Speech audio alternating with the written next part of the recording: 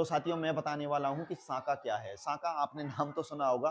साथियों सै से साका और सै से आपने एक सती प्रथा का नाम भी सुना होगा। लेकिन ये दोनों में अगर कंपेयर करें तो दोनों में जो एक दूसरे में बिल्कुल विपरीत अंतर पाया जाता है। सती प्रथा अलग चीज़ है और साका अलग चीज़ है साथियों। ठीक है, सती प्रथा के बारे में बात करूँ तो एक सामाजिक एक कुप्रथा थी, लेकिन जो साका है वो ऐसा नहीं है। साका किसे कहा जाता है तो मैं आपको बता दूँ कि साथियों जब किसी भी युद्ध में केसरिया हो जाता है और जो रानियाँ होती हैं, राजपूत रानियाँ होती हैं, उनके द्वारा अगर जौहर कर लिया जाता है तो उसे साका कहा जाता है।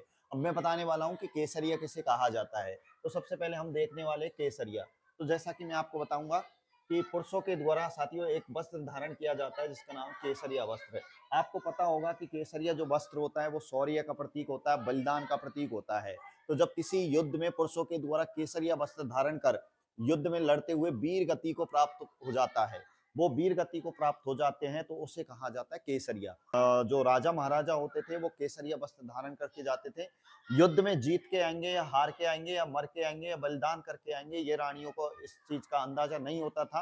तो रानियां अपने सतीत्व की अपने रक्षा करने के लिए या पवित्रता को बनाए रखने के लिए साथियों पहले से एक जौहर कुंड रखा करते थे और ये हर दुर्ग में हुआ करता था। तो साथियों उस जौहर कुंड की बात करें तो उसमें लकड़ियों का जो उनको प्रज्वलित किया जाता था। अगर राजा जीत के आ जाता जब तो कोई बात नहीं साथियों, खुशियां मनाई जाती, लेकिन राजा हार जाता और मर जाता तो साथियों अपने आप को उन आक्रांताओं से बचाने के लिए, अपने सतीत्व की रक्षा करने के लिए जो राजपूत रानियां थी वो उस जलती हुई जो अग्नि होती थी उसमें कूदकर अपने आप को समाप्त कर लेती थी।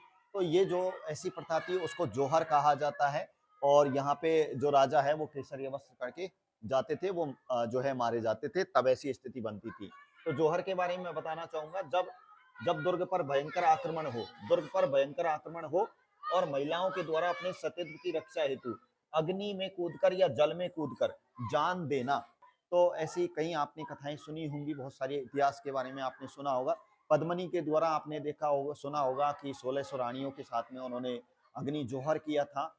ठीक है, तो इस तरीके की बातें आती रहती है और जब अगर मौका नहीं मिलता है अग्नि प्रज्वलित करने का तो वो किसी कुंड में या तालाब में कूदकर अपने आप को खत्म कर लेती है।